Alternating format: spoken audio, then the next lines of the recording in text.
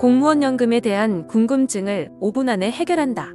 5분 해결. 이번 영상에서는 유족의 범위 및 19세 이상 장애 자녀의 유족 인정 기준에 대해 알아보도록 하겠습니다. 공무원이었던 자 또는 퇴직연금 수급자가 사망 후 퇴직유족연금은 공무원연금법상 유족에게 승계되어 유족들의 생활안정을 지원합니다. 공무원연금법에서 정하는 유족이란 공무원이었던 자 또는 퇴직연금 수급자 사망 당시 그에 의하여 부양되고 있던 자로 재직 시 혼인관계가 있고 사망 시에도 혼인관계에 있는 배우자, 사망한 퇴직연금 수급자가 공무원 퇴직 전에 출생하거나 입양한 19세 미만 자녀라야 합니다.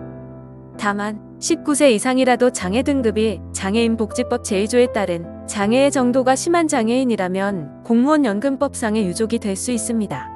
단 19세 이상의 장애 자녀는 실제 부양한 사실이 입증된 경우 인정합니다. 만약 부모님이 생존해 계신다면 부모님도 공무원연금법상 유족의 범위에 포함됩니다. 퇴직유족연금을 받을 유족의 순위는 민법상의 상속 순위와 같으며 퇴직유족급여를 받을 동순위자가 2인 이상인 경우 등분하여 지급하거나 대표자를 선정한 경우 대표자에게 전액 지급됩니다.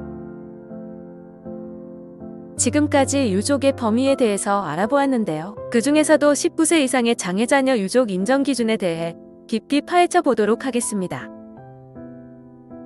장애 자녀의 유족 인정 기준은 공무원이었던 자 또는 퇴직연금 수급자가 2021년 6월 23일 시행령 개정 이후 사망한 때에는 장애인복지법 제2조에 따른 장애인 중 장애의 정도가 심한 장애인 경우에 해당하고 부양 사실이 입증된 경우 유족으로 인정됩니다.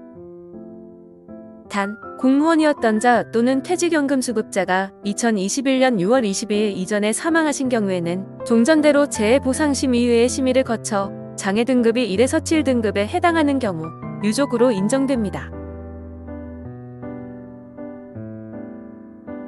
자, 그럼 장애인복지법 제2조에 따른 장애인 중 장애의 정도가 심한 장애인이 유족으로 인정되기 위해 어떤 기준이 있는지 살펴볼까요? 만일 주민등록표상 주소가 동일한 경우에는 유족으로 인정이 가능합니다. 하지만 주민등록표상 주소를 달리했다면 다음에서 설명드릴 부양사실 판단 기준에 따라 인정 여부가 결정됩니다. 주민등록상 주소는 달리하였으나 사실상 주거와 생계를 같이 하였던 것으로 인정되는 경우에는 각종 공과금 고지서 등 일상생활의 증거자료가 입증될 경우 유족으로 인정됩니다.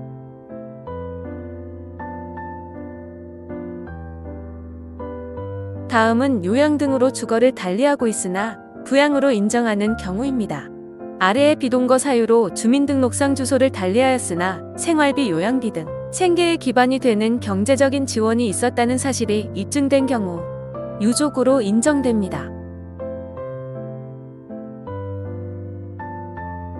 마지막으로 경제적 지원 기준입니다.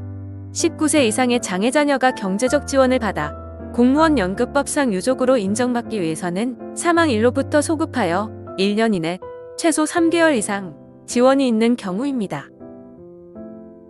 경제적 지원 금액은 국민기초생활보장법에 의한 중앙생활보장위원회에서 매년 공표하는 급여별 선정 기준 중 1인 가구의 생계급여 금액의 2분의 1 상당액으로 2021년은 27만원입니다.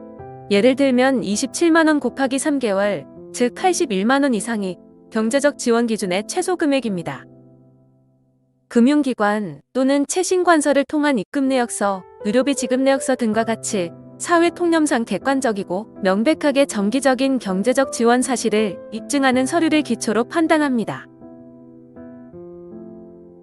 아울러 퇴직연금 수급자 사망에 따른 장애자녀의 공무원연금 수급권 보호를 위하여 장애자녀 사전등록 제도를 운영하고 있는데요. 장애자녀 사전등록을 하시면 퇴직유족연금 수급권 발생 시 퇴직유족급여 청구를 안내하고 있습니다. 장애자녀가 있으시면 공단 홈페이지를 통해 장애자녀 사전등록을 해주세요. 지금까지 19세 이상 장애자녀의 유족 인정 기준에 대해 알아보았습니다. 영상을 확인하시고 장애자녀 사전등록 제도도 꼭 이용해주세요. 영상이 유익하셨다면 공무원연금공단 유튜브 채널의 구독과 좋아요 부탁드립니다. 시청해주셔서 감사합니다. 공단 유튜브 구독과 좋아요도 부탁드려요. 공무원